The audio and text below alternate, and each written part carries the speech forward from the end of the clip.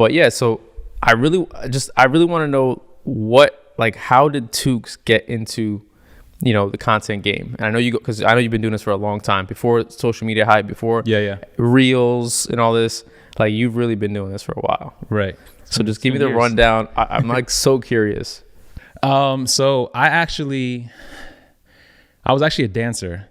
I don't even know why I'm out of breath right now. Look at that bathroom. I was like, going to the bathroom, but still out of breath. What the hell? So I was actually a dancer majority of my life when I was younger.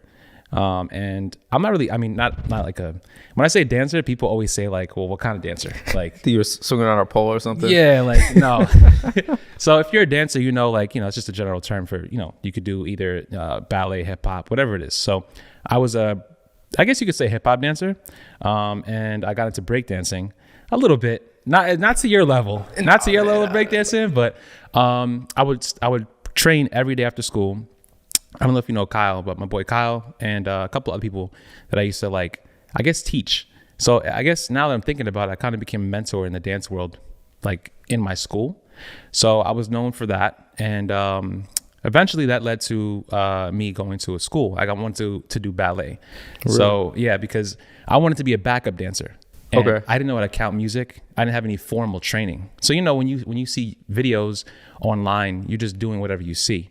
But there's no structure to, I guess, breakdancing or watching like videos. You kind of have to know how to count music. So I didn't know how to like follow along with music the right way, how to count music. So I would watch videos of people who are already in the space, and I noticed that like they would count music, they'd be in classes all the time. And I'm like, maybe I should take classes. So I took a whole thing of classes. I got a little scholarship in my local dance studio. And I basically like kept going with it. I took it serious for like 2 years. Got a scholarship to dance in a school in Philadelphia called Rock School. Yeah. Wow. So I actually got a scholarship to Joffrey as well in Manhattan because I went to audition there. And then between the two opportunities, the Philadelphia one was more of like an intense program. So for me, I'm the kind of person that like I like to go hard in everything I do. Pause. So pause. But I like to take everything pretty serious and go like the extra, like the extra step all the time. I was just gonna say that. I was gonna say it's clear. Like I feel like you could put high performing people in any environment and they're gonna excel. Right. No matter how long it takes, like they're gonna kill it. 100%. That's dope. So you're a classically trained dancer. Classically trained. Yeah. So that was the last form. That was like the last stage of my dance career. Okay. I think that I kind of realized that like dancing, I did it for like 2 years straight. I went to rock school, came back, took a break, I got a job at Lowe's because I felt like my mom at the time, she wasn't too crazy about the whole dance thing. So, which is understood. Like, is it going to make money? Probably not, but it could potentially make money. But I think that she just didn't really see it as like a serious thing. She sort of like a hobby, it wasn't like anything that was like, is this guy going to have or is my son going to have a serious career doing this, and is he going to be okay? So yes, I was like, you know what? Let me get a job at Lowe's. I worked there for a year, right? And that's when I got into the car scene, actually, because I ended up buying my first car. It was S2000, like my first real I always car. liked that car. Yeah, so I had cars before that, but like this is the car that I actually always wanted. So because I had a job, I was able to afford it, so I got it. And then I was like, you know what? Something doesn't feel right. Like I don't want to be like working at Lowe's. I have the car I want, but I'm not happy. So I felt like I can go back and give it another shot with dancing, because I was like, you know what? I don't want to be older and look back and say like, damn, like I really should have tried dancing one more time. And I felt like that when I was like 20, I think I was like 22 at the time. So I quit my job. And at the time I had a loan on the car. So I kind of abandoned the loan too at the time because I was young and stupid. So the loan was actually in my grandmother's name at the time, right? Before, this is like years ago. And I kind of feel bad about it. I mean, I do feel bad about it, but I made a stupid decision. But at the same time, like my grandma was so supportive that she understood. So I kind of had my mom take care of the loan, which was a big deal because she was pissed about it already that I was going back to dance, and that the loan wasn't being taken care of because I wasn't making any money when I was at school. So once that happened, I went back for another year, and my mom was still kind of like not really feeling it that much. But I ended up picking up a camera while I was at school that second time I went to go to dance. So I had a lot of friends there, had a roommate that was auditioning to go to like companies. Because when you dance, when you're in a ballet like school, the goal is to train there enough so that way you can join a company. A company is like, you know, a job. Yeah. You get a job dancing full time, and it's a pretty decent salary depending on where you're dancing at. New York has like one of the highest paid salaries, and there's bigger companies, of course, but in New York, you have to be like the one of the best dancers in the world to be able to get into one of those companies. And I knew, me starting at 17 years old, I wasn't going to be that. So I ended up taking advantage and saying, you know what, like I have a camera already. I had one. It was sitting for a year. I had like a T3i, and it was sitting, didn't do anything with it. But I brought it because I was like, maybe I'll do some dance videos or something like that. Who knows? So my friend was like, yo, can you take audition photos for me? And I was like, sure. Like I never took photos before, but I'll try it. So that first photo shoot that we ever did ended up being like really dope at the time, because mind you, Instagram had just really started around that time. It was like 2 years into Instagram. So the whole feed of Instagram was like different. Like it wasn't like what it is now. So at the time I was like, you know what? Like maybe I should keep taking photos because it's audition season. Everyone's trying to get their audition photos taken. Yeah. So let me just start taking photos of people. So I kept taking photos, and one thing led to another. I started posting on Instagram, and my friend who I took my first photo shoot with, he actually started a page where it was just like dancers. He would share other dancers' posts, and he would always share my stuff. So as he was growing, I was growing at the same time. So I ended up getting more people to book shoots with me, and a lot of stuff I did for free at the time because I was trying to get my foot in the door and kind of like be known as a dance photographer, which I was. I kind of at the time I was. It was a little ahead of its time, but I ended up growing, doing that, and then I ended up booking shoots after that based on the work I was doing for free. And then I said, you know what? I'm not gonna dance no more. Like I don't see a career in dancing because I ended up getting hurt, and I was like, I can't afford to take off time and like lose out on money and all this other stuff. Mm-hmm. So I was like, you know what? I'm just gonna take dance. I'm gonna put dance on the side and take, you know, photography serious. And long story short with that, I ended up shooting more content the following year. And in that year, my cousin does music. This is everybody's story, I feel like. My cousin does music. He said, yo, can you shoot a video for me? I was like, yeah, I have the equipment. At the time I had a 6D, I upgraded. I had a 6D, I had a 24-70 2.8. That was like a $2,000 lens at the time. So I was like, yeah, sure, I have a lens, I have the equipment. So I shot the video. And he was like, yo, you could actually shoot. And I was like, okay, I guess. Like, I didn't even know, but that was, at that time, I realized that like, that was something that was meant for me, because I visualize that now and I'm like, damn, back then, the way I was seeing things and putting it to life through how I was moving the camera, it just felt so natural. Like, it was something that I felt like, this is how it's supposed to be. This is how it should be if we're doing something like this. So not even realizing at the time that was something that, you know, that was something that I was meant to do. I feel like this is something that, you know, I was always meant to do, whether it was content creation or filming, cinematography, whatever it is, it just worked out that way. So he ended up editing the videos. And in that time, I downloaded Premiere, and I was messing around with the video myself while he was editing himself as well. And as we kept shooting, I was editing and practicing, and then I ended up booking my first gig because of his stuff that he did. So once again, I was doing stuff for free, and then it led to, you know, me booking more clients and so on like that. So that's how it really started with that. Kept doing music videos, and a couple years later, you know, upgraded my equipment as everybody else does. I got back into the car scene because I felt like how I felt with dance years ago. I felt like, okay, well, let me go back into the car scene, and because I feel like I didn't really do it justice the way I wanted to. You know, like I got the car, I was dancing, I was doing all that stuff, but I'm comfortable where I'm at now with what I'm doing, but the car thing wasn't like, it was another thing I didn't want to regret. So I got back into the car scene, and yeah, now obviously I have a Supra and all that stuff. So I ended up using all the skills, everything I've achieved, or everything that I've ever learned, and putting that into my own content now, because there's nothing better than working for yourself, like literally making content for yourself and getting paid for your own kind of stuff.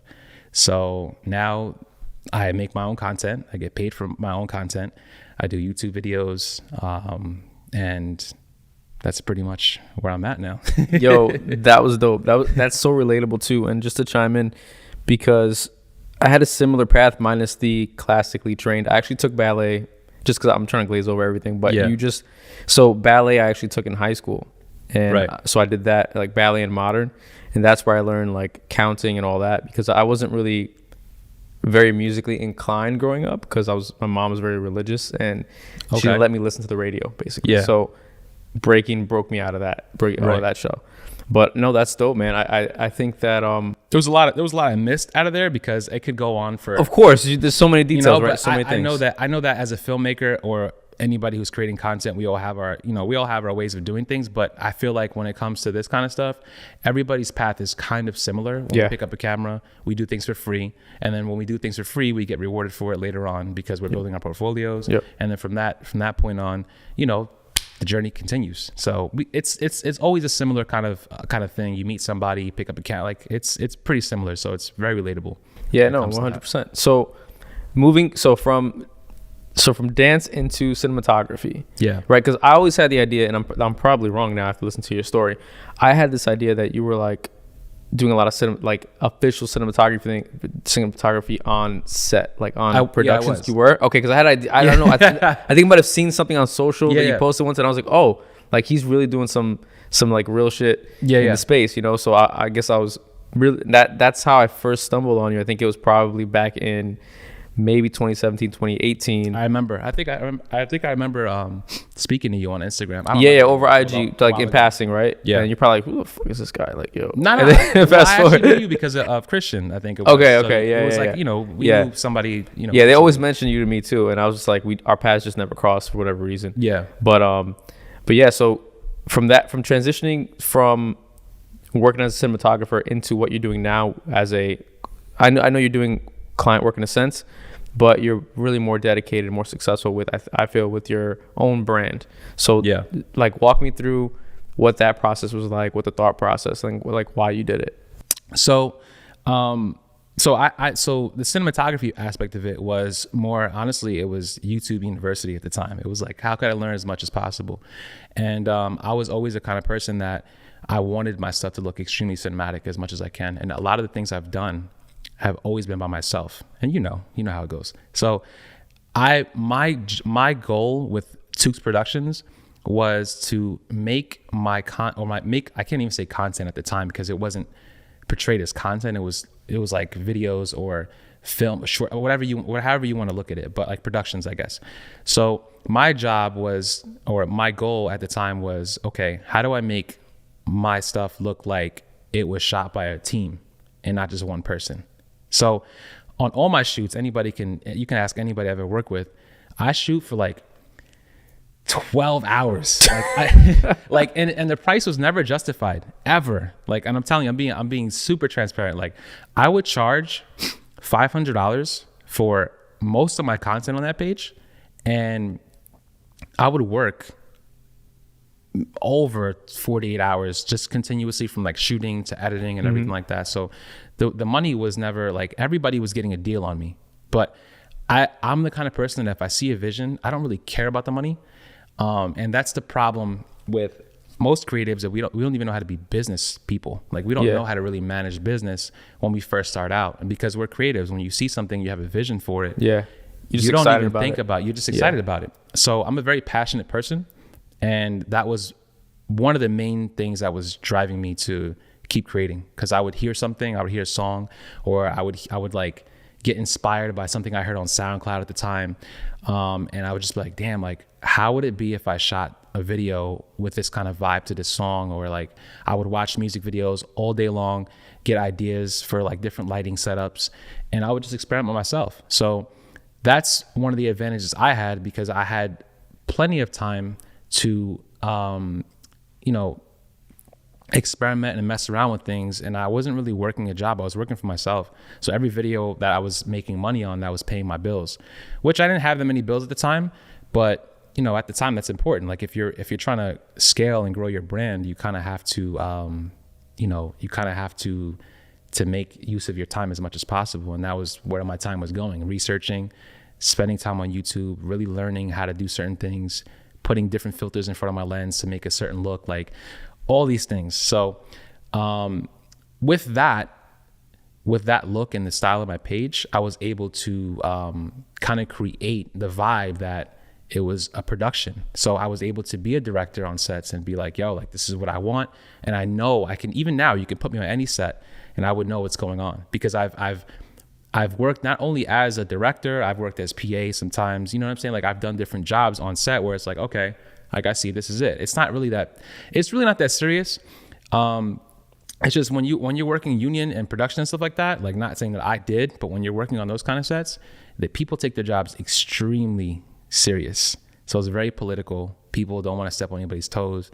So I'm very observant with things. So I see how things are done, but it's not far off from what you would find on YouTube. Like whatever you find on YouTube about what's going on set isn't going to be much different from what you'll experience in real life on set. So a lot of the things I was doing was showing that one person can do it all, but it's just not really, it's not ideal for you to be running around. Yeah, it's not practical. It's not practical. It's not. So, but that's the thing. Like, I'm okay with that now looking back because I did it. So I know what goes into things. I know how to do certain things. I understand different aspects of it. I've worked with people who understand it as well. So it's you just have to have that kind of mindset of like, all right, like, don't be scared to learn something new every time you work. Like every single time you do something, whether it's now or back, like any time. Like I've never been afraid to be the dumbest person in the room. Like I'll always ask questions. Doesn't matter if I'm on a new set, we're working with new people, like doesn't matter. I got the job already. I'm already here. So if I have the opportunity to learn, I'm going to do that. I'm already getting paid. So it's like, why am I going to sit here and be like, and act like I don't know, or act like I know everything when I really don't? You know, like I'm already here. We're already getting paid to do this job. So let me ask as much questions as possible so I can learn more for myself, because that's going to help me for the next job, or that's going to help me whenever I'm in a position on another set or wherever it is to know like, okay, now I know what's going on. So I think a lot of people who are in this space are scared to be the dumbest person in the room. And they really have to realize that like, yo, there's so many things to learn in this space of content creation that you have to humble yourself and really be able to accept the fact that you're not going to know everything. Like you have to learn every single time you do something. Like every single time you're filming, it's always learning experience. Yeah, I was just going to ask you about that too. Like I feel like a lot of times in the creative space, people's egos are so large and there's like this automatic competition that people feel with other people. And I can speak from experience because I think as I'm a very competitive person, but as I've gotten older, I'm like, nah, like that's not really a way to live. You could use that as fuel, but you know, it's important to also like show love because everybody has their own strengths and weaknesses, right? There's things like you're talking about all this production stuff. You throw me on a set, I would have no idea what to do, to be honest. I would see, but I've never been in that space. You know what I mean? But I would think you do because you're setting up all this stuff. But like, if you really think about it, like the way you have this set up, you have C-stands here. Like you have sticks, tripods, like, you'd be so surprised at how much things that you already know based off what you learned because you do it yourself, right? You don't have to people who go to school don't even probably know half the things that we know because we're doing it ourselves. You go to school, you go to film school, you don't learn these things. You may learn what the terminology of certain things are, but I would take experience or working on an actual set over just going to school and saying, okay, teach me what a C-stand is. Teach me the terminology of this. Teach me a pedestal shot. Teach me a pan shot. Like you can learn all that stuff on YouTube. You could look it up on Google right now, but that's not going to get you to where you want to be. It's going to help you be like more knowledgeable of the terms. But when it comes to experience, you're not going to know anything. You'll go on a set and as a film school student, and you won't know anything, you know? And it's like, here comes somebody like us who knows what we're doing because we're literally doing it. Like we have the advantage. We'd probably get hired just because, well, it depends.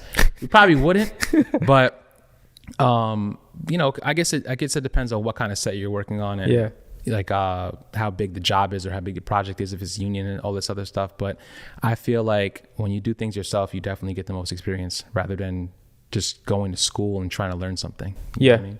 So that was pretty much like the production background of things. And then after realizing that, like, I guess I could say I got burnt out, and that's one of the downsides of doing everything yourself. You kind of get burnt out, and I've experienced that plenty of times, and I kind of feel like that I'm in that phase kind of now. But having the car, I decided to figure out a way to make content for me, right? Because I had all this experience already.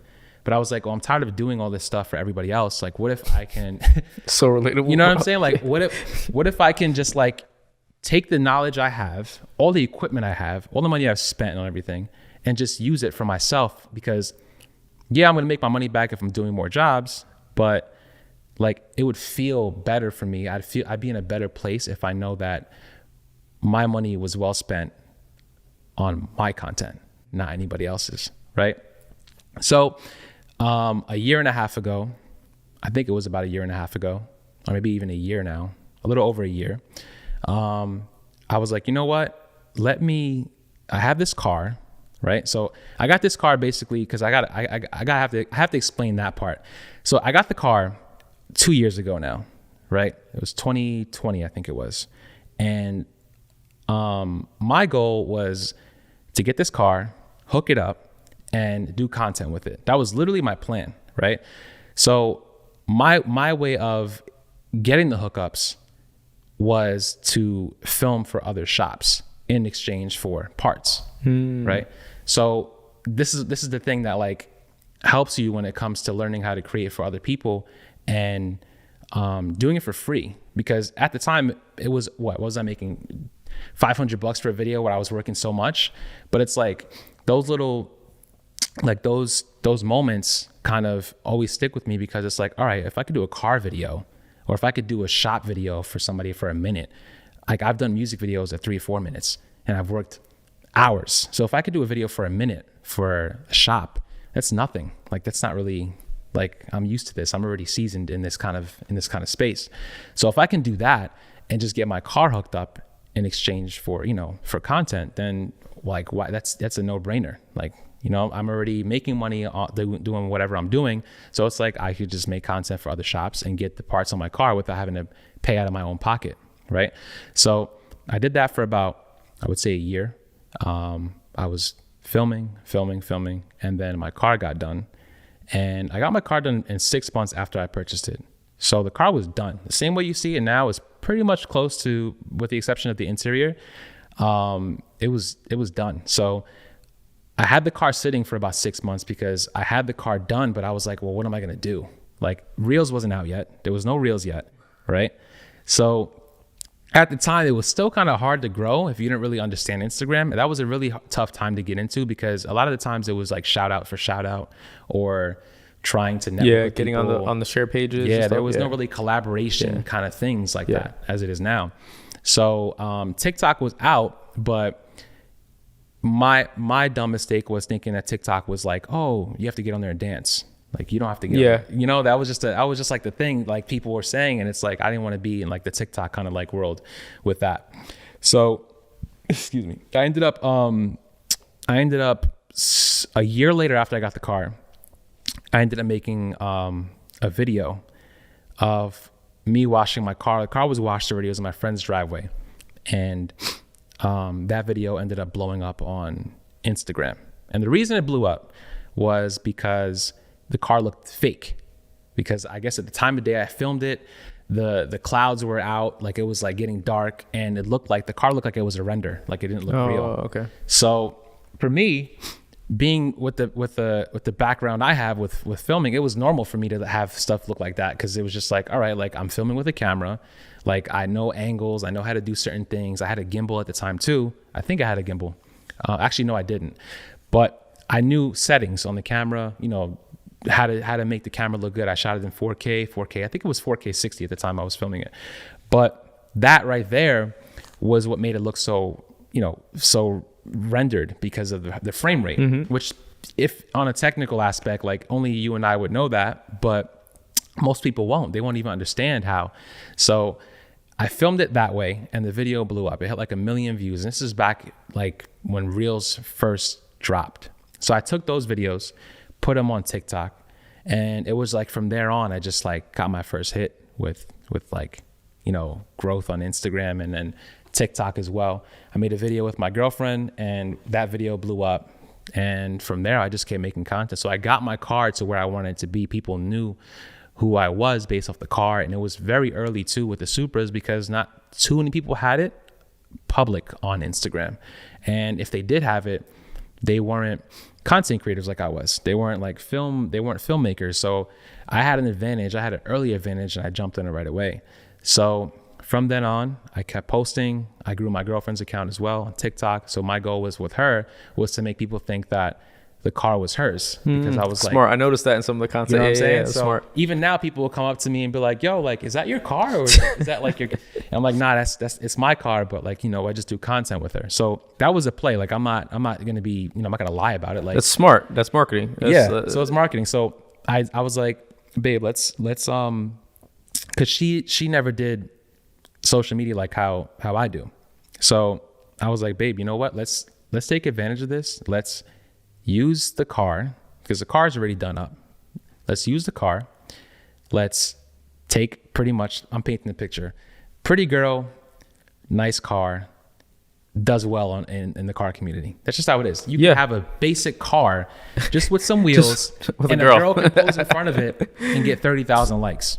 Literally, that's how it is. That's crazy. So I was like, you know what, let's take advantage and kind of, you know, I don't want to say clout chase, because it really wasn't that, because a lot of time went into creating those videos. So it's not really clout chasing, because we didn't know what was going to happen. We didn't know it was going to be like, oh, this is going to hit. Like, no, I was just literally creating the same way I have my whole life, my whole film career. So I was like, you know what, like, let's just make a video doing something. So we did that, and it worked. Like, it just blew up. And then every video that she posted on TikTok did better than all of mine. Like, you know, even now, like, if you go to her page, like, it's just like, she hasn't posted in a while, but it's just, she gets thousands of likes or views on stuff, and it's just like, it just be the simplest videos.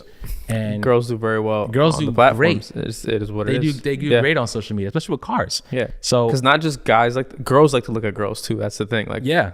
anytime I see my girl, she's on Instagram, she's always checking out some girl's page. Oh, she's real pretty. And I'm just like, that's what it is. Yeah. All right, cool. You get the best of both worlds when it comes to, you know, when it comes to women. So it's the same thing. So that ended up happening. That helped her a lot grow her account. And her thing was like, oh, I want to get paid on TikTok. She was kind of upset about it, because she had all these views, and she was like, oh, like, I want to get paid. So I ended up helping her out with that. And she didn't get monetized on Instagram because she stopped posting. But we were doing a bunch of stuff where I was taking photos for her, doing her content. And and then I was growing my account as well, but I was just posting every single day. So I just got addicted to it. I was just like, you know what, let me just keep posting every single day. And I was like, you know what, I want to get to 10K, because I wanted sponsors. So I ended up getting to 10K. I got the sponsor. My first sponsor was AWE. It's my exhaust company. Okay. So I got that sponsorship, and then had that working relationship with them. And then I just kept getting sponsors for different things. So the seats are sponsored. I can't even remember what else is sponsored. The wheels are sponsored too, but that was early on. But yeah, I mean, pretty much that was the goal. I was like, I want to get sponsored. But long story short, with that, you know, 80,000 followers later, like, my goal was first 10K. And then I was like, if I can get to 10K, I can get to 20. 20 came fast. 30 was kind of tough. And then 40 to 50 was like really tough. Like, I felt like I think it was because I was so close, but it was just like, it's almost like Instagram doesn't want you to get to 50K, which is BS, not really true, but it was tough. Like, it was really hard to get to 50K. And then after that, it's like getting harder and harder to grow. Like, even now, like, I lost 1,000 followers in the past since I haven't posted. So it's like probably more than that. I lost like 1,000 followers recently just from not posting. So I got to 85, and then I'm just like, I stopped posting because I'm busy. You know how that goes. And it's just tough, man. It's like, you can't, once you get to 100, I'm sure it's a different challenge, but right now it's just like, I'm kind of stagnant with my content. But I know the good thing is that, like, if I post something, I know what's gonna hit. Yeah, it's gonna, it's a repeatable process, especially for you, because I feel like especially very niche pages like that do really well. Yeah, you know what I mean? Like doing, let's say what I do, trying like talking about social, sometimes it's like hit or miss. But when you like cars, people love cars, bro. That's what and I'm like, shit, should I go buy a different car? you got a Tesla. Or I could use my current car. I've thought about it. Like when I seen your page, I was like, damn, I'm like, should I just create content around the vehicle? Because I know it'd be like so targeted. Yeah. That it's easier to grow when it's super targeted, right? Right. So I commend you, dude. Like that's fucking dope. Because I remember the first day that you posted when you were making that decision, that choice. I remember that you made a post something about along the lines of, I'm gonna be transitioning to a lifestyle brand. Yeah, I think that was like in 2020, maybe end of 2020. Early on. And I was like, I was so curious. I'm like, what's he doing? What does he mean? I forgot I even posted. Yeah, that. I was like, what does he mean? And then when I seen you post the car, I was like, oh, this is what he means. Yeah. And then it's like it all started to make sense. I was like, oh shit. So it's dope to see like where you were and like you set out to do something and like how you did it. And even though along the way you probably I'm sure there's things that you didn't expect to, oh shit, like you hit 20K, you're like, oh shit, like I didn't realize that was gonna happen. So now you're at 80K.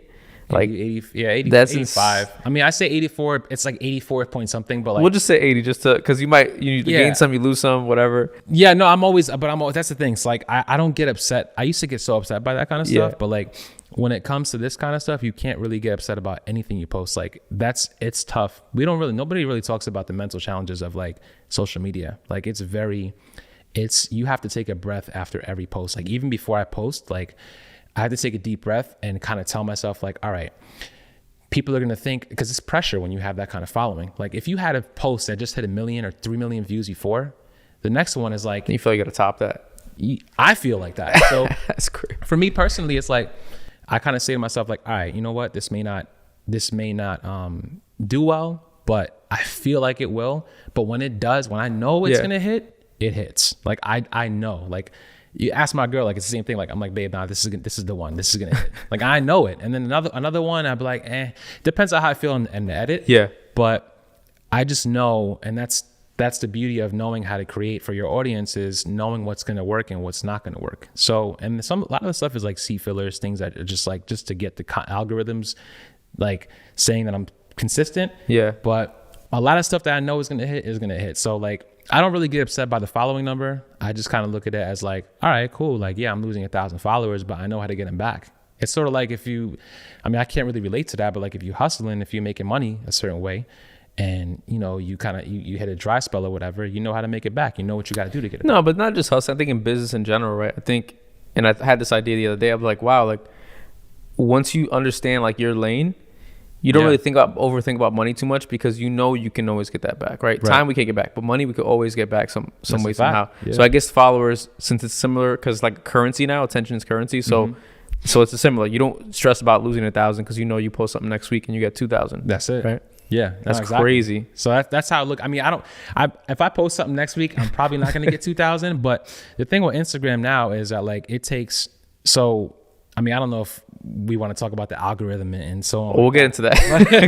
But it takes time. I'm pissed at the algorithm. It takes time. Like once think about it. I started this when Reels was like first popping. So I've seen the growth of it. I've seen where it started.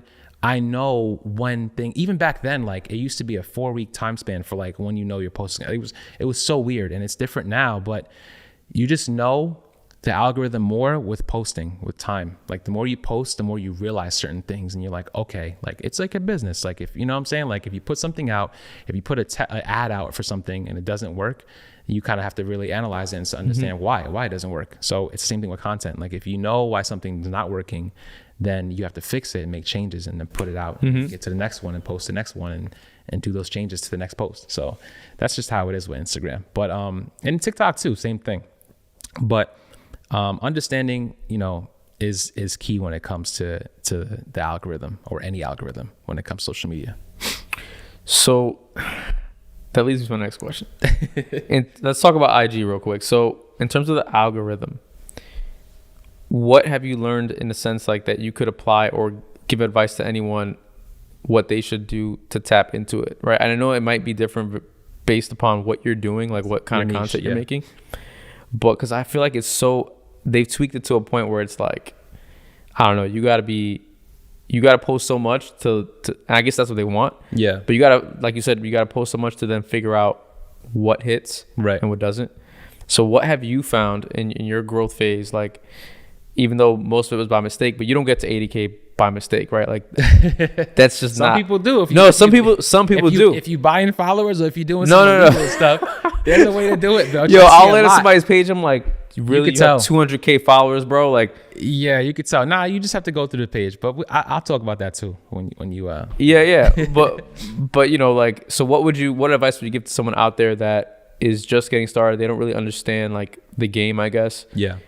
What are the basics of, I guess, because at some point we have to tailor to the algorithm, right? Like, I feel like it's like a mesh of doing what you enjoy plus what's gonna please the algorithm, right? Right. So, like, in your opinion, what have you felt like? What's the thought process when you're planning your content, essentially? So the thought process when I'm planning my content? Yes, because obviously you want to optimize it to not just be nice looking, but you also want it to hit, right? So So when I'm thinking about, so this is what I do personally. When I was in my prime of like every day, when I didn't get so booked up with work and all that stuff, like which is only like a couple months ago, honestly. Like, it's not. I say you talking about that was 5 years ago. No, but seriously, like when you post every day, dude, like when you post every single day and then you stop and you hit just 2 weeks pass out of posting every day for a year or however, like it's like that's equivalent of like, to me, it's like a long time because the algorithm is always changing, the content's changing every day. You can post a video today, 2 weeks later there'll be another trend, or even tomorrow there'll be a trend. There's trends are happening all the time. So I say that because it's been like, it's a certain mindset I had. So I would wake up every day, and mind you, it wouldn't even start in the morning, it would start the night before. Get into bed and I just scroll on Instagram. I'd scroll on TikTok, right? And I find things that are trending in my niche. So for me, it's cars, right? It'll just say cars, for example. At the time, all I would see was car things on my page. On my Reels, on my TikTok, it would just be car content all day long. So for me, I was like tapped in. I knew exactly what people were doing. I knew what trends were happening. I knew what kind of people were doing certain things and all this other stuff. So like, I just literally knew what was trending already with the car scene. So for me, I always had this mindset. I'm like, this is dope, but I could do it better, right? So for me, I already had the advantage, and that's why I kind of got lazy a little bit too, because I felt like I didn't have to try so hard with certain things early on, because I was like, well, nobody else is really using their cameras like that in the car scene to really make content. So like, I don't really have to go so hard, but like, I'll put some effort in, right? So I was doing a lot of stuff with my iPhone, actually. I really didn't even use my camera early on because I just wanted to be like, I felt at the time like using your phone was better than the camera because I felt like the algorithm liked it, but that's BS. Don't believe that crap. I heard that a lot too, but I realized that most of the content that I like and that I feel like it goes viral is like shot on a freaking camera. Like now I've heard people preach that to me, and I'm just like, I don't know, man. Like, But think about it. A year ago, before Instagram Reels was a thing, if you had a camera, like if you had something where you were putting on with a camera, you were already at an advantage because everybody was using their phones at that time. Like nobody was really formatting their stuff for Reels. Like think about it. We weren't even doing that. We were shooting everything YouTube. Yeah, I was shooting everything like this. Now I'm at every shoot, and I'll do. I'm then getting a few clips like this to make sure. Yeah. Literally. So it's like it is literally transformed in just I would say a year. Like in a year's time, like everybody has cages on their cameras, or they have brackets or something, L brackets, so they can turn the camera sideways. Like you literally see everybody running around with camera sideways now. It's not even on the gimbal, everything. Yeah, crazy. So the only thing that you shoot landscape for now is just for YouTube, basically. Like, and that's how I was filming everything. Like, so for me, even then, if I wanted to post something on Reels, I would just shoot it landscape, and then I would just crop it. But the problem with that, what I tried to avoid was because was like trying to scale in, because my camera didn't shoot 4K 60, and I was doing a lot of slow-mo stuff. So like I was scaling in and getting like 720 on IG, which is still fine. But like compared to turning your camera sideways, you get way more quality, of course, because you have your full resolution and whatever it is, you don't have to scale anything. So at the time I was just creating with my iPhone, and I would literally just scroll every night, find the trend, do the video, and just like post it. For me, I'm gonna kind of give it away. So the trick with content is understanding your niche, right? And then when you know your niche, for me, it's cars. For me, I have a Supra, right? So there was really not so many people who had my car who were doing content at the time like the way I was. So hashtags, I don't care what nobody says, are extremely important, because think about it like this. If you had a company, right, and you had employees, let's say you had 1,000 employees, right, and you wanted to find out, you had like a certain demographic, like you wanted to find out, like who did the most in sales, right? Wouldn't it just be easy to find out that by having some sort of tag or keyword like top salesman? You know what I'm saying? So if you have like somebody, you type it, if you have like a keyword or a hashtag or something you can type in to find the top people who made $500 over like whatever it is, you would type it in, right? You wouldn't want to go through a list of 1,000 people and try to figure out who's doing what based off the numbers on the side. You would want to type something in as a keyword or something like that to get to them faster. So the same thing works for the algorithm. If they're trying to put your content in front of the right audience, they need help. So for me, I put Supra, every type of Supra tag or hashtag car related I can put to help the algorithm. And mind you, when you're early on posting, they don't really know who you are. Like you're putting your stuff onto a platform of 2 billion people. Yeah. They don't know who you are. So you have to help them. Like they're going to put this content in front of the people based on your hashtags and see if it hits or not. And if it doesn't hit, then it means your content needs to be better. But if it's about whatever your niche is or whatever your content is, then that's just what it's going to be. So for me, if it's a Supra, I'm going to put Supra tags, car related tags, car videography, whatever it is, based on the type of post. It could change from time to time. Like I could do a video filming my car, and I'm not going to I'll do Supra, but the main concept for the video is me filming. So if I'm doing behind the scenes, showing somebody how to create content, it's going to be car videography or film, photography, all those things, because then it's going to put it in front of those people, because people who want to learn about the filming stuff, they're going to see it. Not the everyday person that just wants to see cars go fast, because that's not in the same category. It's not in the same niche. So hashtags, I don't care what nobody says, definitely help on every platform, because you want to help the algorithm put your content in front of the right people. So that's something that people always miss out on. They overlook, They overlook that all the time. So that was something that I spent time researching on the night before as well. I would just do hashtags. I would look up certain hashtags. And then I kind of got into a rhythm of knowing what hashtags to use and rotate them, because I don't want to have Instagram pick it up as spam if you're just using the same things over and over and over, right? So from then on, I would just basically do that. Captions, I would put based on whatever the post is. I never really went too crazy with captions. But I just make something that worked, or something that people can engage with, which is key too. Like having people giving people a reason to engage on your content is key. So you can do that through captions, and just different posting strategies, whether it's in your stories, you're posting up your videos, and then also using all the tools that Instagram or all these algorithms give you to kind of engage with people. Engagement is key with everything, because that tells the algorithms that these people are actually fucking with your content. Like the people are actually active. You can post, if you have 80,000 followers and you post up something and nobody engages on it, then why are they gonna push your content to more people? Right. They're not. It's like, well, we don't want it, because everything is a business mindset.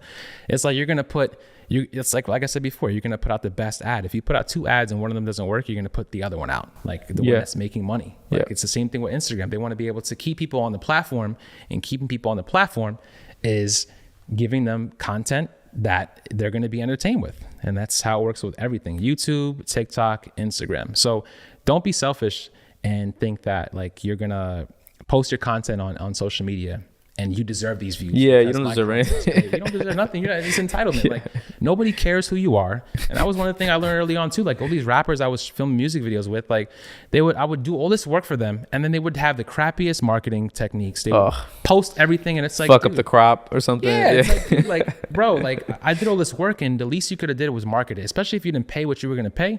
Like, why do you feel like everybody's gonna listen to you?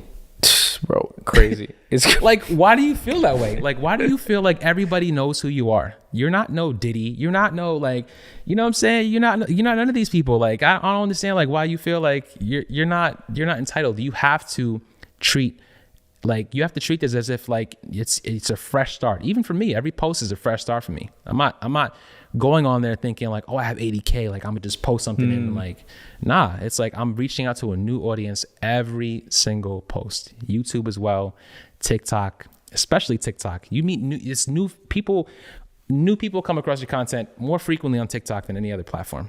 100%. With Reels, maybe it's like similar now, but back then Instagram was mostly pushing to your followers. They weren't pushing to randoms, you know? Yeah. Like they're trying to get their algorithms to be more like TikTok. Yeah. So that took a while to understand, but just knowing those few things in my early stages of content creating was like key, because then the filming part was just something that was like already second nature. It was like, all right, like I already know how to do this. Like, we've proven that I can film stuff and make it look good, but how do I like get it in front of the right people? And I would say those two things were the most important, like researching my niche and using the right hashtags to put it in front of the right audience was key, like 100%. I don't think that anything else would have changed that. And I don't think post timing does matter, but I was posting like in the morning. So that way, you know, people throughout the day were able to see my content, because it pops up when you open your IG, you see people's stuff. Sometimes now,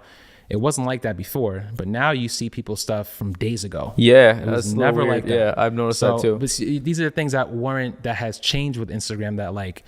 That's what I'm talking about. Like, it's been such a journey in the past year that you like just from the beginning to now, it's like it's crazy. But you just gotta know, no matter what Instagram does, if your content is fire and you know how to hit it, it doesn't matter what they do.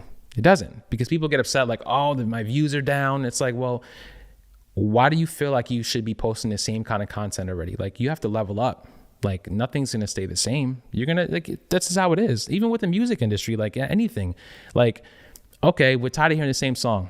Okay, we're tired of seeing you get on stage and twerk. How many times are you gonna do that? You do it over for a year, over and over. It's like, people are like, all right, what else you got? Like, it's the same thing. It's like, why do you feel like you're gonna keep posting the same thing over and over and over and get the same amount of views? And like, no, because at that point, now that they're monetizing everybody, they're not giving away free money. You got to work for that. Yeah, no, they're definitely making you work. You got to work, yeah. which is fine. I'm okay with that. I've never been upset about the views.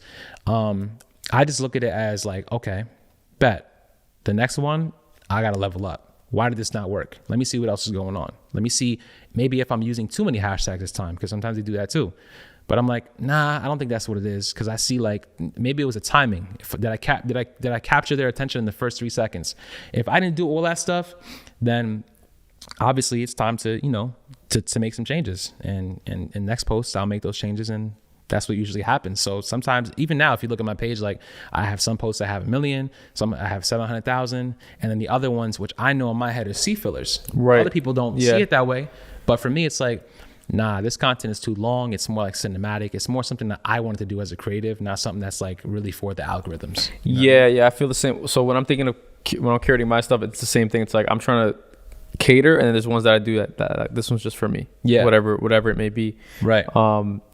I mean, my shit is way hit or miss. Like, I've got 30K on a reel of me just talking, and then I'll post some cinematic shit, and it has like 2,000 views. Like, it's like, what the fuck? That's just how it goes. That's how it is, this stuff, man. I mean, but like, I think that it's always good still to do the things that you want to do, because that stuff always is. I still look at it as a portfolio. Like, that's how it used to be back then. Like, it was basically like a portfolio of your work, because that was your way of getting new clients. Like, okay, you want to see my work? Like, check out my Instagram. I never even had a website, honestly, because I was just like, why am I do a website when people can, if they're seeing myself on Instagram, they could just check everything out, and they have the links to whatever if they want to find. Like, which is it's kind of stupid to think that way. But that's just what I was used to. And Yeah. it worked for me. Like, I don't think having a website at the time would have done me any justice unless I was pitching it to unless I really had to pitch it to higher, like super high end clients. Like, you know, they do need websites and portfolios, but a lot of stuff I was doing was like through people I know. It was like, you know, it wasn't like, no, I was trying It's to a lot of work with, referral like, based stuff. yeah, referral based stuff. So it was like, I didn't really need to, you know, and I work with people now and they tell me, people who are working on television, I work with all the time, every day. And they tell me like, and even before, like they tell me like, yo, damn, like, do you want, like, you should, I'm gonna see if I can get you a job, like working at BET, MTV. And I'm like, I don't know. I'm good. Like, I don't want to be like, that's not, I like to have my freedom. Like, I don't want to, you know, cause they realize that like people that they work with who've been doing it for years don't even know half the stuff I know. And they're working every single day on Bro, it's crazy. MTV. Like, literally. I will have a conversation with the marketing director of whatever real estate company or whatever. Yeah. And I'm like, you're the in my head, I'm like, you're the marketing director. director. Like, what do you do all day? Because you're certainly not like, what do you? But think about it. Like we said before, I've done this all myself, right? I'm not trying to be like cocky or arrogant. Like, I'm just saying, like, I literally didn't go to school. I had to figure things out for myself. Now, you just said marketing director, right? What is that marketing director going to do that I can't do? I grew my own brand. I understand my own content. So it wouldn't take nothing for me to go into somebody else's space and be like, okay, cool. You do real estate? All right, let's see who the top real estate content creators are in your space. I'll go look at their stuff, see what they're doing, and try to create similar content. It doesn't have to be the same exact thing, but they're already doing what works. Yeah. There's no need to You're not reinvent the reinventing. wheel. Yep. Right? So it's like, why am I going to sit here and try to be so different because everybody wants to be original and so different? And it's like, okay, I understand that. That's cool. Everybody wants to be different. But what good is it if you're trying so hard and spending money to be different and you're paying somebody to come out and film your content when nobody's watching it, right? Why don't you want to be different with people watching you?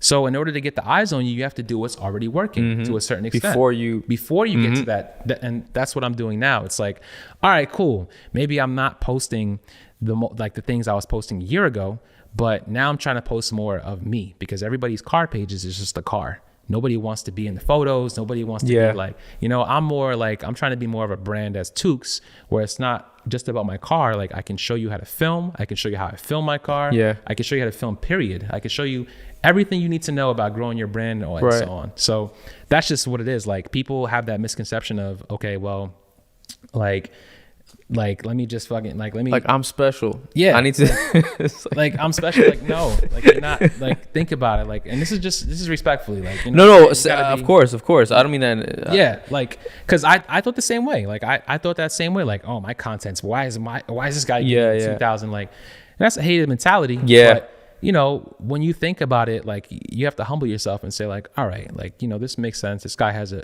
audience. Maybe he's been networking. Maybe he goes to certain events that I haven't been to. Maybe he's been around a ton of people. There's so many different factors that you can't just look at somebody's IG and say, like, oh, that's like, why is he getting this? Like, you don't really know everybody's situation. There's a lot of factors. Oh, you know what else I want to ask you? About Reels bonuses.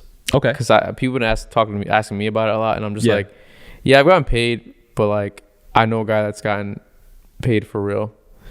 So now, without this, I'm not trying to make you like put you in a hot seat or anything like that. No, I'm not in a hot seat. I talk about this all the time. Okay. Yeah. So tell me more about the bonuses, because I don't know a lot of people that have, you know, that are on that level with able to monetize in that way on IG. So I got my bonus late. So a couple of my friends were already making money. This is like months before in the car scene, and there was no particular reason. Nobody ever knew, really, honestly, because I had more followers than him, and my content was I'm not saying it was better, but like, I was getting more views than he was, and he was already getting paid. So, you know, he was like, yo, you're going to get it soon. Don't worry, bro. And I was like, yeah, I wasn't upset about it because I never really made Instagram a thing where it was like, I'm doing this to get paid. I did it to get sponsors, and then it just ended up leading into followers. Like, I always wanted to be more, I wanted to have a platform to brand myself and do other things and teach people and help people. And that's all it was. But if it came with the perks of getting paid, then I'm not going to complain. So I ended up getting paid, and I got my monetization in May. And at the same time, I literally got my monetization as I was filming my course to show people how to do that stuff. Literally on, like I was taking the photos for the ads and it literally popped up on my phone while I was taking photos. I was like, babe, like, and she has a photo of me actually like showing it. Like it was pretty dope. So this is in May. And the first bonus I got was 35. It was like 35,000. Not saying that I got paid 35,000. It was $35,000 that you have the option to make, but you have to make you have to have a total of 349 million views, which is like insane, right? So at the time, it didn't make sense. I just saw 35,000 and I was like, oh wow, damn, 35K. I can make $35,000 on Instagram. Like that's crazy, just off of like a side thing. So at that time, I pushed harder to keep getting content going, and I started getting paid. So my first check was probably like $600, I think it was. And it was only off of like 3 million views. So I can say this. So like when you get paid on there, the algorithms definitely did change for that. Because I think they were trying to like really like, cause my boy was making some money. Like he was he was making good money, but he wasn't getting a crazy amount of views. Like I think it was more of a test phase. Okay. So I think they were kind of experimenting with it to see like, you know, how it is and what the feedback is and so on. So I was getting way more views than he was, but like I had a feeling, I was like, there's no way that I'm going to get paid what he's getting paid and I have the views I have. Like there's no way. And that's why they gave me the bonus I had, because he didn't have the bonus I have. He got, I think it was like $1,200. Mine was $35,000. So I'm like, there's, you know, they're putting a cap, like it's probably like a different tier. I was like in the tier 1 of content creation, right? So I'm like, damn. A little more pressure. More pressure, yeah. But you know what? I was like, you know what? What's the worst that could happen? I'm already posting content as it is. So if I'm getting the views for it, like if I'm getting paid, why am I going to complain?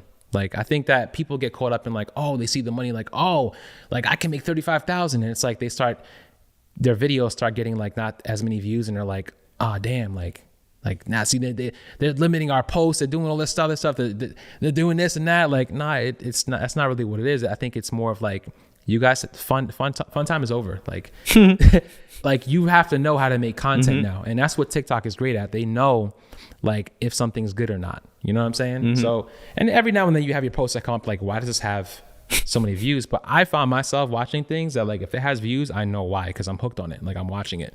So you have to know how to use Instagram or how to create content in order for you to get paid what you deserve. That's just how it is. And it should be like that. I think it's fair. I don't think that people should just be able to go on there. Just anybody. Just post something because it's like, yo, people like us who are taking time out of our day, spending hours to sit there and film a video and then go sit down and edit the video out of our schedule is like, nah, we need that money back. Like, like, come on, you're not going to just sit here and it happens all the time. Like, you know, I built my whole brand basically on an iPhone, but even then it took time. But you put a lot of effort into that. It took effort. It took time to sit there and do all that stuff. So the bonuses were paying my car note, right? So that was pretty solid. And then YouTube as well, I have extra income. So my car is basically paid by my Instagram. The past 3 months or however long it has been, whatever it is, like it has not, because I haven't been posting. But like I said, I know how to get back into it. You know what I'm saying? So I've been so busy with my other gig that it's just like, all right, like I'm still making money, but I'm not really complaining about the Instagram money. Yeah. But it is very possible for you to get paid on there, but you just can't take it personal. You can't I wouldn't put your bills on that. Like I wouldn't be like, you know what I'm saying? Like I wouldn't be like, oh, I'm about to make 600 this month. Like, let me go and buy this because I know Instagram is going to pay me. Like, nah, I wouldn't do that. I would just use it as like, honestly, I wouldn't even touch it if you had the option to. But for me, I was like, how am I going to make my money back on my car? So that money went straight to that because that was the whole point. Like I'm using my car. My car is actually a business vehicle. It's under Tukes Productions. It's not under Tukes. So like that's the only reason I got the car, because I didn't want to put that on my personal name and have no type of write-off situation. Yeah. So that's a marketing vehicle. So I need to make that money back. So if that money goes into my car payment, that's cool. But I wouldn't put your life on that, because anything could happen at any moment. Right. You know how Instagram is. You lose your account, then they what? Tweak the algo and all of a sudden you got rent. That's crazy. You got rent, and then what? You $1,200 that you was expecting, then what? Your car payment. Then you got to go out and do more work. You know, it's just like, I wouldn't really depend on it, but I would just say, like, if you're having fun doing it, then just take the money as, take the money with a grain of salt. It's like, all right, cool. You make money. That's a plus. We were never making money on Instagram in the past, how long it's been out. So it's definitely a plus. So I think that it's a great thing. I just think that you can't put all your eggs in one basket with that and be like, oh, like, I'm just do Instagram and make money because I'm set. Yeah, I'm set. Like, yeah, right. There's other ways to make money, and I feel like there's other platforms that are much more rewarding. Yeah, in a sense, and more consistent. I think that's my next point is like YouTube, because I feel YouTube is like solid throughout time. Yeah, their algorithms have changed as well. People complain, but like I know how to drive views. I can't say predictably, but definitely more so on YouTube than Instagram. Yeah, because I'm more of a YouTube guy. And initially, like, right, I was like, I'm sure you are too. Like, we came up in an era where making content where it was about the longer form stuff. Yeah, 100%. Right, so we know how to think through and create like a cinematic vlog, right, shit that people will watch, like sit down and watch for 5 minutes, 10 minutes, whatever. And now we're in the era where it's like everything has to be 15 seconds, 30 seconds. It annoys me a little bit because I'm not innately. I like to think things through till the end, right, longer. So like, what do you feel about YouTube right now? Because I know like the barrier to entry on Instagram is much lower than YouTube. I think YouTube requires a bit more planning, a bit more 100% more like planning. Energy, right? So, so like, do you have a strategy in 2023 where you want to focus more on YouTube and like, you know what I mean? Like, what does that look like for you? So for my personal YouTube, so I basically manage Matt MG, the mortgage guy's channel. So it's been a battle when it comes to that, and we're pretty transparent about it. We talk about it all the time. Like, we fight like we're brothers or whatever it is. But like, I've been telling this dude for like 3 or 4 years about YouTube, and he just didn't take it serious. So it's bro, I'm in the same boat with a lot of people. In the same boat. So when you're working with clients or people who are in business or real estate, whatever it is, they don't understand it because their thing is like, I'm making money. Yeah, they want everything quick too. Like, everything has to be like everything. Right. Yeah. And YouTube is, you have to have time to do it. Like, you have to have time. Even for me, I was doing YouTube as well, and I have to have time to sit there. Like, this weekend, I'm actually going to edit my first video that I haven't put out since who knows months. And I know that I'm not going to rush something like that because it won't make me feel good putting out crap content, and it also I'm gonna regret it because it's like, damn, I could have did so much more. I could have been more engaging with it, because once people click your video, if they click off of it, it's a wrap. Like, it's over. Yeah, you may have a high click-through rate, but if people aren't watching it, it's not going to get recommended to more people. You know what I'm saying?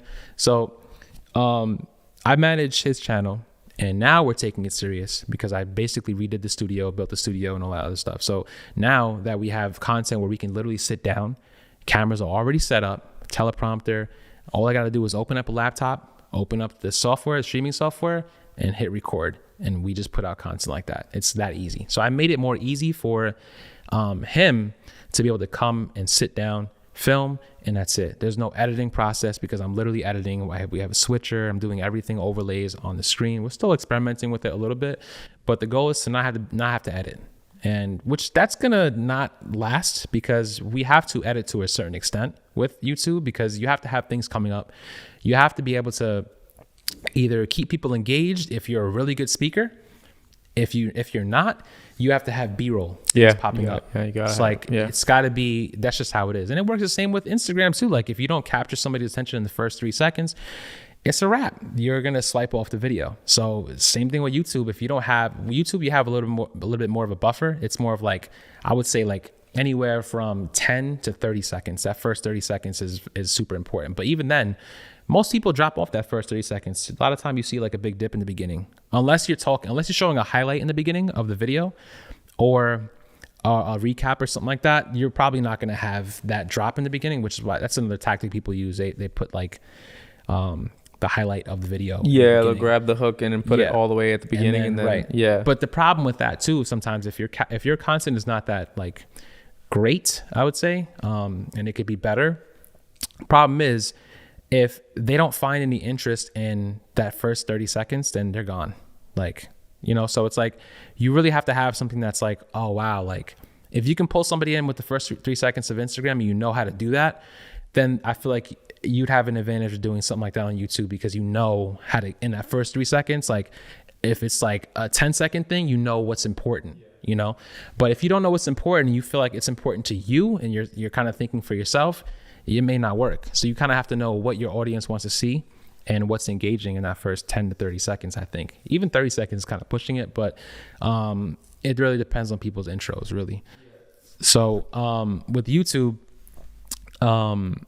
it's kind of tough if you don't have time. It's extremely tough if you don't have time. But with YouTube, like you said, it's like you know how to you know how to work pretty much YouTube, right? But it's the same thing for anything else. It's just long form. Like there's really no difference. Just like condensed, right? For Keywords the stuff. are hashtags basically on Instagram. Your title and your thumbnail are the most important thing, hands down, when it comes to YouTube. If you don't have a good thumbnail, just don't even bother. Like, put time into that. Like, put time into your thumbnail, put time into your title, because that's the most important thing in researching. The same way I do with Instagram is the same way I do with YouTube, right? So these are all things that I would tell Matt, and he didn't really care for it because he had that business mindset. Like, I ain't got time for that. I'm closing deals. I'm making money. All right, cool. All right. I'm like, okay. But I'm like, yo, like, don't you think that if you grew your brand on YouTube, that you'd be able to market whatever you're already doing and generate more leads? And you know what I'm saying? Like, if you're already giving free game now to the world and you're telling everybody about how to do this and how to do that, well, don't you think that you could just do that on YouTube? If we're filming it, we're in front of cameras all the time. I set the studio up to do whatever. Like, let's just film. Yeah, and talk like about make use of it. Yeah. Make use of it. So like, let's just talk about whatever it is, and I'll make it for myself and for him for speed purposes, where we could just edit it on the go as it's being recorded and put it out. That way it's easier for both of us. So that way it's no wait time. That way it's not like, okay, we're going to film a video and you're going to wait weeks for it because I don't have time, because now you want to do another video later. Yeah, because we're on to the next thing. So it's like, that's how it is. When people want content, that's great. But you kind of have to make it work for the kind of content you're doing and the people you're working with too, because realistically, we get slammed with work as content creators. We're not your only client. Like, sometimes, a lot of the time, we're doing other things and we have to grow ourselves in order to make money for ourselves. And how we do it is really making the best use of our time, because we're only one person. Like, we don't have time to shoot your content, edit it, and then you want to shoot another video after that one. You want me to edit that one. Meanwhile, I have this dude's video from last week that he's still waiting for his video. Then if you're doing music videos, you're waiting for, you know what I'm saying? Like, whoever's video to, like, it's not ideal. So I think that now, with YouTube, and then you gotta hop on the Zoom call, the planning for the next video. It's like, hold up, bro. I think that I think that, like, now with YouTube, I think the biggest thing is like trying to figure out a way to make it work for the time that you have, and trying to put out the content like strategically, if that makes any sense. Like, you don't have to post every single day. No, that's what I love about YouTube, man. Yeah, you could post once a month and grow that shit. Yeah, you can. So it depends on the research you've done and the topics and all that stuff. But I think that you just have to have a very humbling mindset. It's even worse with YouTube, because just, we all feel like our content should do well, but like, you can't go into, everybody wants to be a YouTuber, right? Everyone's like, oh, I'm a YouTuber. And it's like, are you really a YouTuber? Or are you just saying that because you feel like, you can make a living and you've watched other people do this stuff? But like, people don't realize that the YouTubers, I know people who literally make a lot of money on YouTube personally. Like, I've slept at their houses, like, just to do content with them. And I've stayed overnight. Like, obviously I didn't sleep with the person. But like, you know what I'm saying? Like, but like, you know what I'm saying? Like, no, I stayed at their cribs because I traveled to go pick up with them. You've been involved. Those are people. So, but like, even in these when I stay at these people's cribs, like, I ask these questions. I'm like, all right, like, what are you doing? Like, show me what's going on with your algorithms? How do you, and I it's all the same thing. I haven't heard anything that's so different from what I'm already doing on Instagram. Like, literally, if you know how to do one piece of content, if you understand one platform, it's not far off from the others. They just have different things that to bring viewers in, to keep, you know what I'm saying? So with YouTube, it's thumbnails and title. With Instagram, it's that first 3 seconds of your hook or whatever it is to bring the people in. And TikTok is pretty similar to that too, but it's a little TikTok is probably the most accurate kind of algorithm, because they really are, they're the ones that everyone is trying to be like, and every other company is trying to be like them for a reason. They really know how to put the right content in front of their audience, like whatever niche you're in. They really know how to do that. So like, and that's how people are able to get that growth. Yeah. So it's like, if you think about it, you watch, I mean, you see some chick pop up on your thing, and you may not even be looking at her for any, it's like, oh, checking her out. You may just be interested in whatever dance she's doing.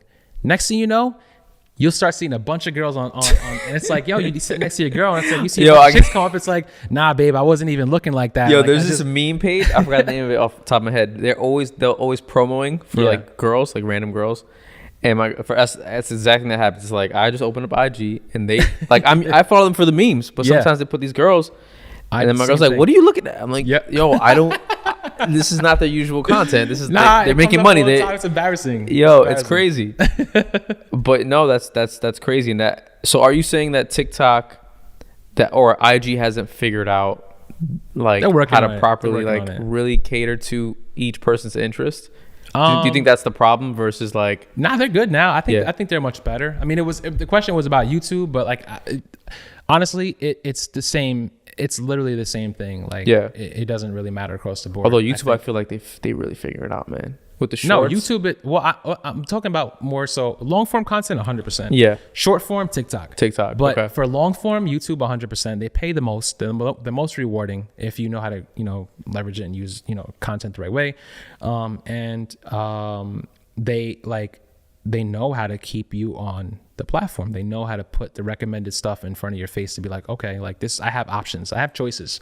You don't really know what choices you have when you're on Instagram because you're scrolling. Yeah. But YouTube is like, all right, we're going to put up all these videos and see which one you like. It's like, it's a no brainer. It makes no sense for them. Yeah. I love YouTube, man. Actually, a good friend of mine, going back to the YouTubers thing, I work with a few YouTubers myself. And like you said, it's all the same thing. Like literally, it's all two main factors is like, beyond the technical side is they're consistent as fuck. They're always putting shit out. That was gonna be my next point. Yeah.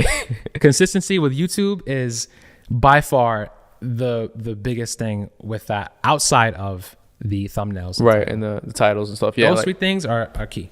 Yo, I did a stint with Andrew Schultz, the comedian. Yeah. And he's got his own. He's got his podcast. He's at the he has his podcast. Yeah. He has a podcast with Charlamagne. He's from Brooklyn, right? He's from New York, from Manhattan. He grew up in Manhattan. Oh, Manhattan. Okay. But he's had the Brilliant Idiots podcast with Charlamagne, the God. Then he had his own podcast now, Flagrant. And they're going crazy. But his channel, when I first started working with him, I think he was at a few 100K, whatever, nothing crazy. Then that year he just blew up to 1 million, not because of me, but I learned that he was like heavy on output. Like, yo, no, we got to put out as much shit because, no other comedians doing this. So he got ahead of the curve, understanding that. Yeah. So me seeing these guys, like, yo, the work ethic is insane. And I think that most people don't realize the work ethic that goes behind like what you do. Like, yeah, you got 80K, but it wasn't by mistake. Like every day you're thinking, what's the next thing? What's the next thing? Right. Where most people, I think they post something, it might hit a little bit for their sphere. Like they might get 5,000 views and that's a hit home run to them, which is cool. Right. But then it's like, all right, I'm good. Then a few days go by and they feel like I get the dopamine hit again. So I guess my next question would be, how do you feel like, so you don't, it seems like you don't go off of the dopamine, like, oh, let me just, like you're not there for the validation. It's like you treat it like a job. Like, you have to kind of show up, right?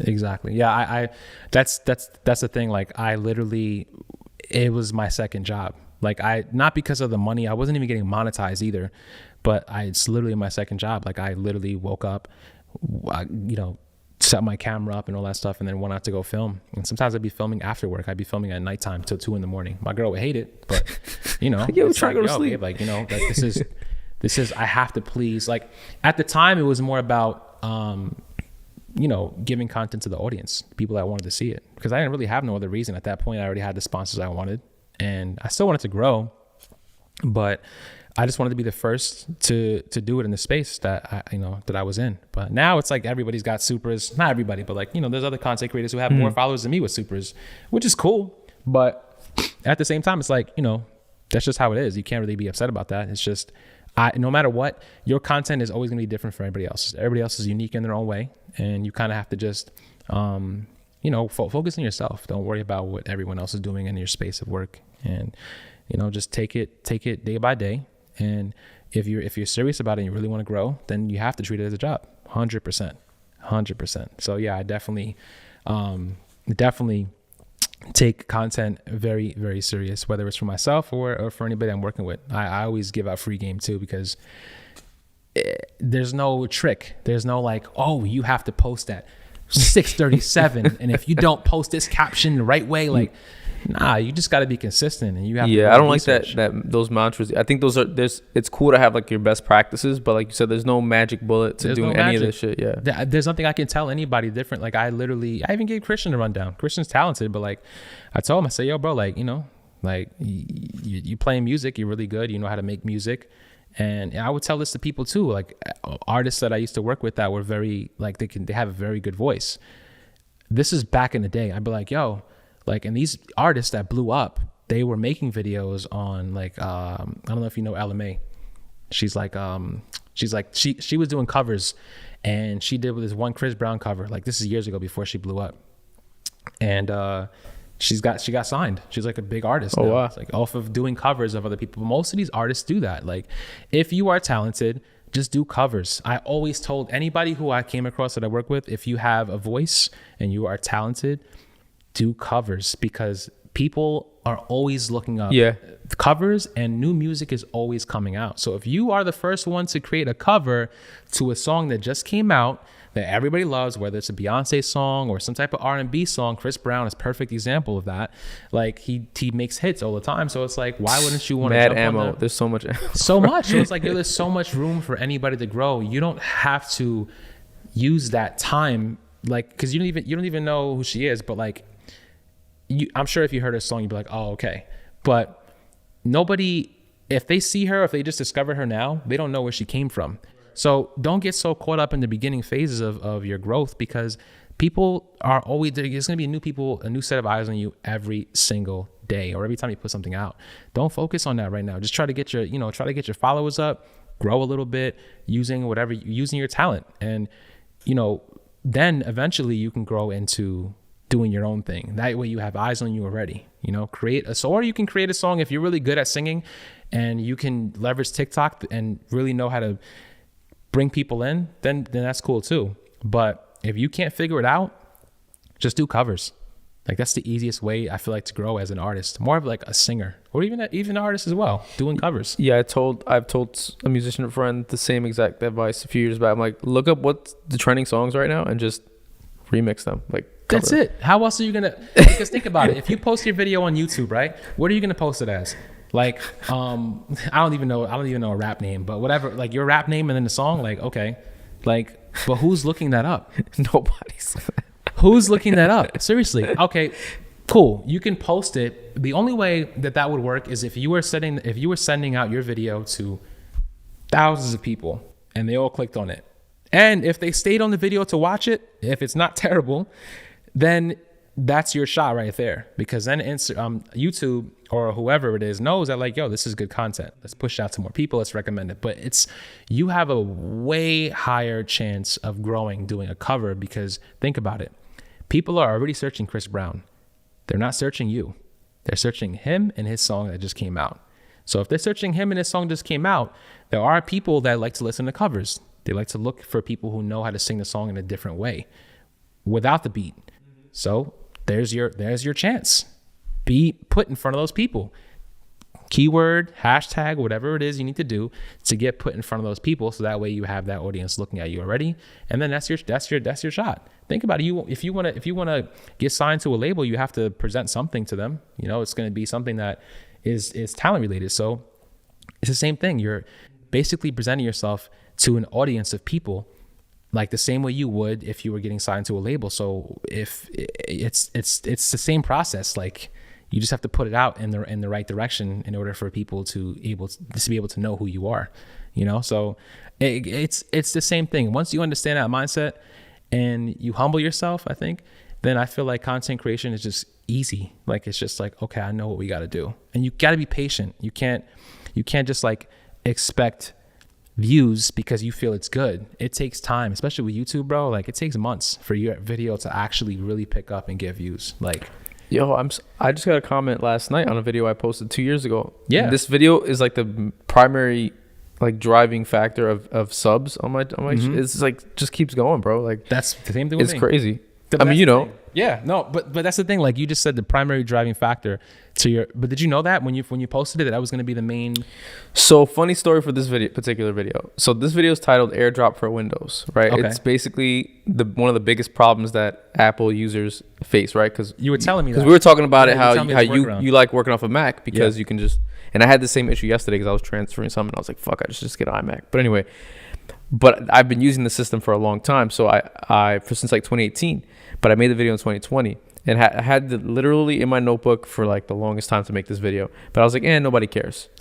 I make the video. It's the fucking most viewed video. Excuse my French. It's the most viewed video across my entire channel. It's driving in subs. It got me past the 1,000 mark. I'm almost. I'm gonna hit 2K probably. First quarter. I mean, if I do nothing, like if I sit and do nothing, right. I'll hit 2,000 subscribers in first quarter of 2023, basically. Which is why I want to jump back on YouTube and do more, like be more targeted with my content, right? Because I really believe in that platform. I think like the fact that someone could discover your stuff 2 years later is crazy. No, it right? It is. So it's like crazy. That's for me. 2023. Well, you only need 1,000 subs to get monetized. Yeah. And then 4,000 watches. Yeah, I got monetized, but then I lost it because I wasn't putting out content. Right. Yeah, you gotta get back on the treadmill. But that's why it's important to be consistent. You know what I'm saying? Not saying that you weren't, because I know it's the same for me. Right. We get caught up, right? You get caught up. So but I'm becoming my own client this 2023. I'm becoming my own and that's client. The goal, bro. I believe it. I'm trying to do the same exact thing. I'm like, I'm trying to, maybe not my own client, because I have, like all the things I put, all the systems and strategies and implement workflows. It's just, I'm plugging my own self into the matrix and just doing it. You got this beautiful this studio. So it's like, why not, bro? I mean, if I had this space, man, I wouldn't even use it for car stuff. I would just have like, I don't even know. I do podcasting 100%. And then I would just like probably, I'm sure my girl wants to do photo shoots and videos and all that kind of stuff. But like, even for her, it'd be great. But yeah, having the space is a big thing now. Like, and especially going into this next year, everybody's going to have podcast studios. Yeah. Everybody. So I'm sure you don't want to rent this out as often, but I'm down to rent it out to the close. Like I treat this as like my home, my second home. So I don't want it to like anyone just running through here. You know what I'm saying? Like obviously if you want to come through with your girl or whatever, like do something, then I got you. But like I have my own like yeah. But so, in here, like his film, it'd be cool. Yeah, you know what I mean? It's just a different vibe, but I truly believe in like energy and all that, so I try to keep this place like a sacred space in a sense, right? You don't want to have, I know what you mean. You know what I mean? So, but yeah, to your point, we're leveraging it more now to do more photo shoots, more just create more of a creative space. Yeah. Because why have all this equipment, lighting, etc., and not really leverage it to grow our own stuff? One last question: what is the outlook for 2023? But also, extra side to that, would you consider buying a different vehicle in the near future? The outlook for 2023 is to continue this. Honestly, my first goal is to get to 100,000 followers. Just because, like, I know it's probably, that's my milestone for me. But 100K would make me feel better. But then again, I know if I get to 100K, then there's more to follow after that. Because if I get to 100,000, I know I've been consistent. So right now it's kind of tough, but that's the next thing I'm going to do. So after that, my course as well is another thing I have to work on, because I'm not really much of I'm a creative. I'm not a salesman, So I didn't ask you about that. What? About the course. Oh, I wanted to talk about that briefly. Just it's basically, the course is basically everything that I'm telling you, basically.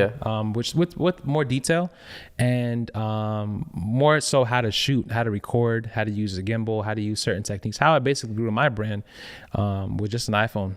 So there's things on there. There's videos in there that show you how to use your captions, how to exactly use your hashtags, how to find your niche, how to brand your content, just your mindset overall.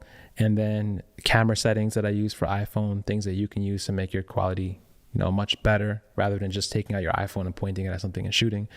So it's more of a getting your feet wet kind of course, not really much of an advanced kind of situation. Okay. But at any, doesn't matter what stage of filming or whatever, content creation you're in, there are takeaways in all aspects, whether it's in the engagement part of the course or the recording part. I mean, not everybody knows everything about iPhones. I didn't, because I came from the camera background. So like there were certain things I had to figure out myself. So I kind of break all that stuff down, and it has its technical aspects as well too for filming. Things that I've learned over the years that still apply, because at the end of the day, yeah, they're iPhones, but they're still camera sensors. Yeah. Like they still retain information. They still have resolution. They still have all these things that people may not even know. A lot of people don't even know what 4K means. Like they hear it. It's a marketing thing. It's like, oh, I have to shoot in 4K. And then it's like, what are your settings? Like, oh, 4K 60, 4K 30. But then it's like, well, do you know why you're shooting in 4K 60? Do you know why you want to shoot in 4K 30? Do you know when these things apply, when they matter? Because to be honest with you, like when you watch TV, like a lot of things aren't even filmed in 4K. So, like, really, even movies aren't really filmed in 4K. Like even Arri Alexas, they don't film like 4K. So it's like they maybe now they do, but for the most part, majority of what we've seen is not even that. That's crazy. It's just a marketing. Yeah, it's a marketing thing. $50,000 cameras if they don't have 4K, why? Like it's marketing. These companies need to sell their cameras to consumers, so they're gonna market it and say, oh, 8K. Like Canon has the 8K. Yeah, 8K. But I'm not gonna go and I love Canon, but I'm not gonna go and film Canon again because Sony's just got better video capabilities. Yeah, so much better. So and I don't knock any other platform, but it's just that's just how it is. Like it's just a marketing thing. Yeah. So in the course, I basically go over these things and just show you how to grow your brand. It's done, but being Tukes, I like to over deliver. So there is a lot in the course. I gave out a little bit too much. One of my mentors told me that like I need to kind of like trim it down and kind of like make different courses on that. But honestly, like I said, I'm not a salesman. So it's like if I can give everybody the information and they can get their money's worth for it, it's like I'm just helping somebody. Yeah, and it's the first one too. So it's the first one. See how it goes and just tweak it. Yeah. Yeah. So I think that even if it's like you said, it's the first one, but I think it'll help anybody regardless of what level you're at. And it's just a learning experience. So that is a big thing for me. Not a salesman, like I said. So I'm going to work on marketing. Not being a salesman, work on marketing. No, it's the marketing, yeah. Marketing techniques, because it's going to sell itself, essentially, right? But it will. But that's big for me going into this year, because being around people like Matt and real estate people and all these other people who are selling, they sell homes, I have to learn how to do that for myself, but it's hard to separate that from, or being creative and to business. It's like, it's tough for me, honestly, because I'm so true to who I am that I don't want people to feel like I'm ripping them off, and that's why I go above and beyond with everything I do, because then you can't ever say like, oh, well, you didn't do this. Like, nah, bro, like I actually did a lot more, even for music videos. Like I said earlier, like $500 for a music video, and with all the work I was doing, most people won't even think that I got a question with that statement being said. With all that being said, going above and beyond, once in a while, have you ever still had someone kind of like be ungrateful through the process? All the time. Yeah, right. Oh, I meant to say like no, all the time. People are always ungrateful. 100 all the time. And that's the thing, like, that I have to learn how to kind of like chill with, because I'm very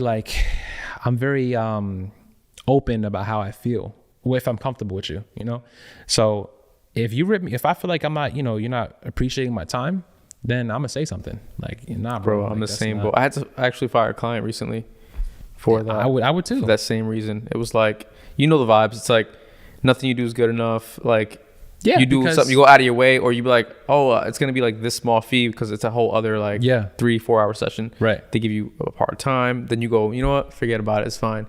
And then, but then you in your heart, like they, for whatever reason, they think they're like better than you or whatever the case may be. That's the problem. Yeah. And I just like, all right, I can't work with this dude as content anymore. As I'm not even gonna say content creator, because this goes beyond the content creation aspect. This is more of like as filmmakers or videographers, I guess you would say.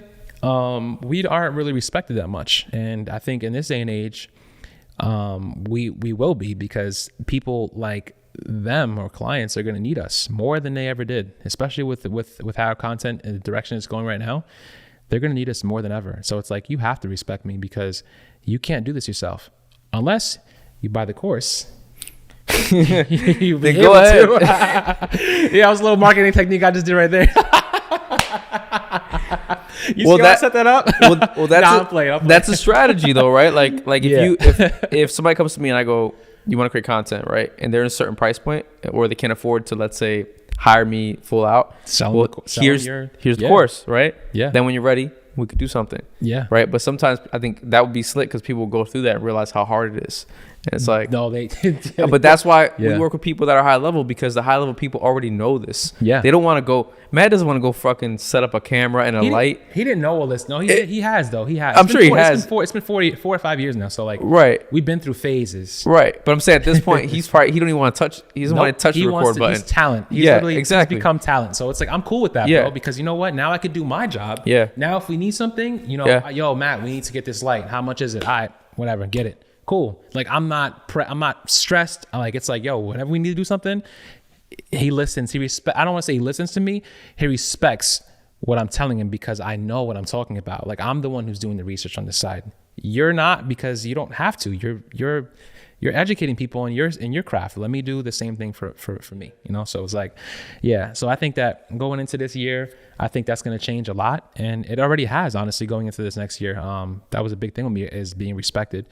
But I always was respected, but the way I want to be respected. But once in a while, you run into people that they're in their ego so much that they don't even realize, they might not even realize that they're like disrespecting you. You know, I already know off the first conversation, like I ask people what they want, and when they start getting into these crazy ideas, I'm like, they'd be like, "What's the budget again?" Yeah, I don't even talk about a budget. I have it's a feeler. It's like, nah, I'm not really. You just know. You already know. Yeah. I already know. So that's one of the things that I'm focusing on is more marketing for me. Getting to 100,000 and just being respected. I'm growing my brand more, of course, too. And the car page is cool, but I want to be known as Tukes. Like I don't want it to be like just the super page, right? I want people to know me for, which they kind of do, but like I want to be able to create videos sometimes without my car, right? Just about you, me, because the car page is cool. You can make you can make money doing it, but then where do you go from there? Nobody's showing their face. Everybody's posting their cars over and over. It gets to a point where it gets stagnant. It's like, all right, cool. Like, bro, like, now what? Everybody's doing these cool car edits, all these cars coming out. And it's like, those are trendy edits. That's fantastic. But if you're not doing anything with it, if you're not creating or showing people how to do it and make money off of it, where's it going? Yeah. You should definitely lean heavier into your personal brand for 2023. Like 100%. Definitely am. But like I said, I just want to focus on the marketing because that course took time. I took a lot of time doing that. And, I kind of feel like I have to kind of learn how to sell it, I guess, if that makes any sense. I have to got to make money in that aspect, because I put time into that, a lot of time. Oh, yeah, no, for sure. Into that course. Sure. So, and there'll be more courses coming too. More on camera related stuff, not just like iPhone. That's really where I shine. But that takes time. Because I could talk. It's more technical. Yeah. I could talk forever about technical camera stuff, So, those are my goals for 2023. Awesome, man. Yo, I really appreciate you coming all the way. Likewise, bro. It's my first podcast. I'm on. Yeah, really? Yeah. I thought I saw you were doing something with Matt. You guys did a podcast recently? I'm on it, but it's not like it's videos that where I ask him questions. Okay. So this is like guest, like you're officially okay. I'm just a guy behind the scenes. Everybody knows me as Tukes because I'm his production manager, or whatever. So it's like I didn't mean to call you out on that. I just felt like I thought I saw something. Yeah. You're right. No, but that's dope. That's dope, man. Yeah. I'm sure it won't be the last time. I'm sure we'll do a follow-up episode, and I'm really looking forward to seeing your growth, man, and you execute in 2023. Again, thank you so much, guys. If you like this episode, be sure to hit the follow, subscribe on Spotify or wherever you listen to your podcasts, and I'll check you out next time.